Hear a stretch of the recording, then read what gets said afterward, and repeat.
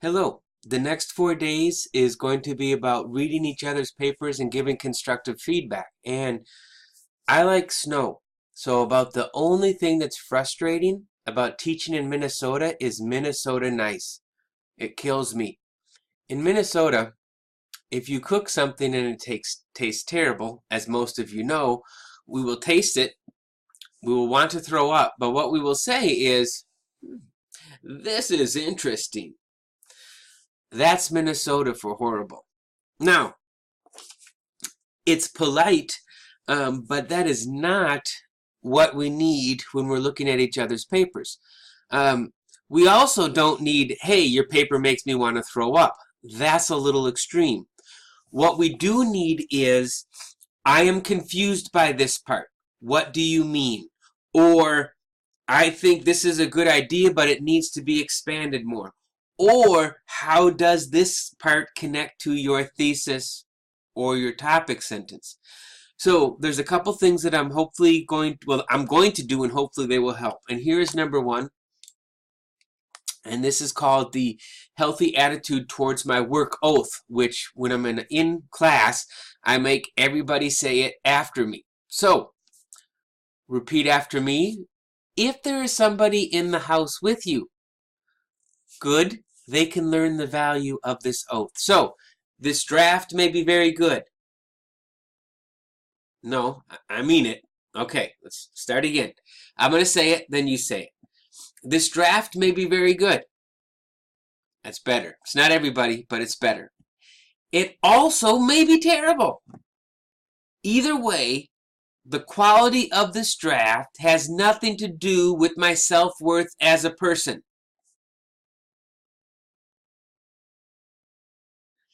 A high grade does not make me a good person. A low grade does not make me a bad person. A grade represents the evaluation of the work I did at a specific time. That's it. Separating my worth from the assignment gives me the freedom to see it honestly. So let's tear this thing up and make it better.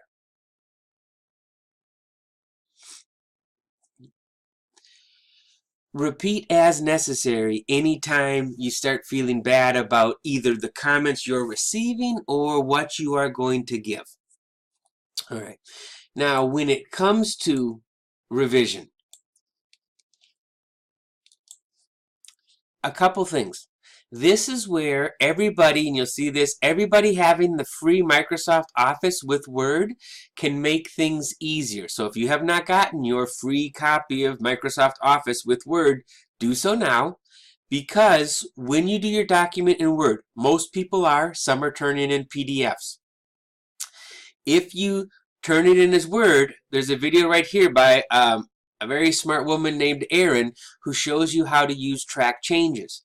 So this is a way where you can load their paper, she'll explain it better than me, and you can go in and make comments. Then you save it as like feedback from Steve, and then you upload that copy up back into the discussion post, and now the person will see your comment. If you like more hands-on, feel free to print the paper out, make your notes, and then either scan it or take a picture with your camera. Just make sure the picture you can expand it up and is legible. So you can use track changes and write right on the document. You can print it out, write on it, take pictures, or scan it. You can also post feedback, but I am looking for serious feedback, not good paper and put a comma here. Because the only, this isn't the editing stage, though of course if you see repeated grammar error that you're familiar with, sure, point that out. But here's one more thing on that. I have sat or stood in class and looked at 3 people who all have a different header, and they all said that they are done giving each other feedback. And I'm scratching my head thinking, who the hell is right? You each have something different. There is no way all 3 of you are right. So If you see somebody's header looks different than yours, or their spacing's different than yours, somebody's wrong. And it's only by speaking up and saying, hey, I did it this way, you're doing it that way, which one of us is right, do you then either help yourself or help that person. This handout is linked.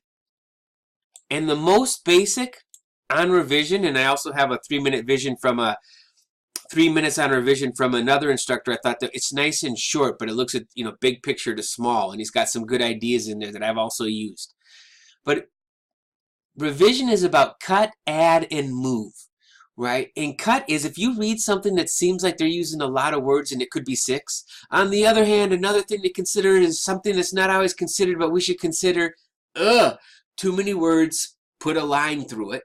Right, so you might cut that. It could be a phrase. It could be a sentence. It could be a paragraph that doesn't seem related to the thesis. Right, so there's cutting. As you're reading, you should look. Does this belong in the paper? If it doesn't, put a line through it. Let them know. Add. This is what I did. Remember when I went over all of those excellent pieces of research that people were doing, and I said, hey, this is really good, and maybe it needs to be separated into paragraphs and a little more detail. So where do you want more information? That would be add, right? Move is just that. Maybe they say something at the end of the paper and it would be stronger in their introduction. Or maybe they say something at the end of the paragraph that would be better up front. Or maybe even just flipping the order of the sentence will make it work better. So that's what I mean by cut, add, and move. So that's at the most basic level. Now, everybody has already had their MLA. Now, if you get this one person, I believe right now it's just one person, and their paper looks super different but formulated, that's because you got the one person who's doing a really nice job with APA. So if you just double check, you're doing APA, right? And then you don't have to worry about the MLA style part. But from top to bottom, you've got the handouts, you've got the videos. If it doesn't look like the handout, if it doesn't look like the video, it is most likely wrong. You are not helping anybody if you go, looks good, and you know it doesn't. You're actually being a jerk, right? So look at their MLA, see how it matches yours or doesn't. Now, and you can think about it this way. Needs work, right? It's okay but not awesome. And it's awesome. Say you read an introduction, it's like, yeah, I kind of get, it's doing what it needs to do. That's okay, but not awesome. If you read an introduction, you go, holy crap, I can't wait to read the rest of this paper. I wish I would have thought about that. That moves into the it's awesome category, right? Another thing about giving feedback. It is your duty to give them feedback. Now, for the person receiving feedback, this is the wonderful thing. You do not have to accept it. I mean, beyond thanks. You don't even have to say that, but I would, because it's just polite. So the person writing it gets to say, 3 people said this paragraph doesn't make sense. I read it, I still like it, I'm leaving it. Or, hey, look, 2 people said this paragraph doesn't make sense. And you know what? They're right. I could make this clearer, so I will change it. So your job, as you read people's papers, give them your honest thoughts. They get to decide if they use it or not. And be respectful. And as long as we're respectful, there should not be a problem. Because saying, hey, look, I think your argument is missing this, right? Or why don't you talk about that? That's how we get better papers. Now, if you say, hey, dummy, only an idiot would say this, well, that's just rude. So, if you've got a question, if you think there's another way to look at it, share that. And they can always say, thanks, and I'm not going to use it. And they don't even have to say the other part. Okay, so I already mentioned the introduction, right? Does it set the stage? Does it use a strategy that we've talked about? End with a thesis, right? Okay, and then the thesis, right? We've already talked about probably don't want an I in there, right? And even though sociologists a lot of times, and it's nice the way they set it up, we're going to do this, and part 1 is that, and part 2 is this. I want you to be more direct and go right into it. So instead of saying in your thesis, I am going to write about, I just want you to have everything after the about. because your name's on the paper, so we know it's coming from you, and we're reading a paper, so clearly that's what you're going to be writing about. So look at the introduction and give them feedback, and look at the thesis, right? And you know what? I'm going to add this in here, right? No, I'm not. I'll fix it later. Okay. Now the thing is, if you say it's need work, it's okay or awesome, they need a because, right? For the MLS style, let them know where it's different than yours. But for the introduction, if you say, hey, it doesn't really grab my attention, say, you know, maybe it's the reason is because you're saying something we all know, right? Everybody has a definition of what betrayal is, so I'm not sure how your definition is adding anything. It's not that interesting. So those are the because, right? Now, topic sentences. That's another way for me to ask about the paragraphs. And a topic sentence should be at the beginning or the end and cover everything in the paragraph. So when I say, how are the topic sentences, I mean that for each paragraph. And you should be able to go and read this and look at one paragraph and say, wow, I see the topic sentence, or I don't. If you don't see it, you tell them. I see the topic sentence, I read everything in the paragraph, it seems to line up. Good, right? Or I see the topic sentence, it doesn't seem to line up with everything in the paragraph, now I need to tell them. In paragraph 3, I don't think your topic sentence lines up with this information about the dog because you said the whole paragraph was about cats. Give that because. Now, when it comes to sources, right? How are they? Do they line up? Sometimes people will grab a quote just because it's from a famous person, but the quote really doesn't line up with what they're talking about, right? So, you know, George Washington says, you know, honesty is easy, right? And then you have an entire paper about how hard honesty is. It's like, well, why are you using a quote that says it's easy when all your evidence suggests that it's hard? So are the sources, do they make sense? Are they helping them make the point, right? Are they using the right amount? Sometimes people will, you know, take a whole paragraph and you're like, you know what? I really only need a couple sentences. Let them know about that, right? Okay. I don't have a thing on conclusions in here, but when you look at their conclusions, you know, think about, does this wrap this up? And typically in a conclusion, just like it says in the handout, it restates the summary in a new way. You don't just cut and paste it because we've already learned all this additional information. And then you end with either a reference to the introduction, the technique you used in the beginning, or a call to action, or urge awareness, or a prediction. Right? Okay. I hope this helps. This is the first time you're doing this together. So, you know, do your best.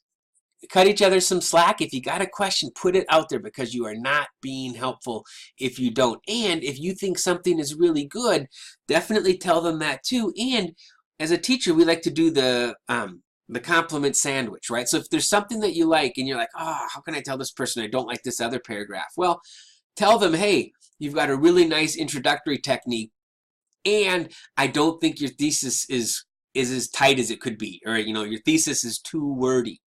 You know, so if you're concerned about feelings, it's nice to point out something that you honestly like. Don't make anything up. And then, and there's this part too that I think could be stronger. Okay, I was just thinking for a minute. So your job by Monday night is to read everybody's paper and give them feedback. Have that feedback posted. Right? I would expect that if you do track changes and you use that video, you know that you're going to have, I don't know, 20 comments maybe. If you were going to write out all of your thoughts, I would expect that you'd probably have 2 to 3 paragraphs on feedback. So I'm definitely not looking for you to just say, change a comma here, everything's good, right? Forget that Minnesota nice. If you are confused, let them know. If you think an argument is not as strong as it could be, let them know. And this is actually very helpful to each other, because it's just like our muscles do not get stronger unless we push against something, right? And so you need somebody to take your ideas, look at them and say, hey, what about this? What about that? And your thinking will become stronger, sharper, and more effective.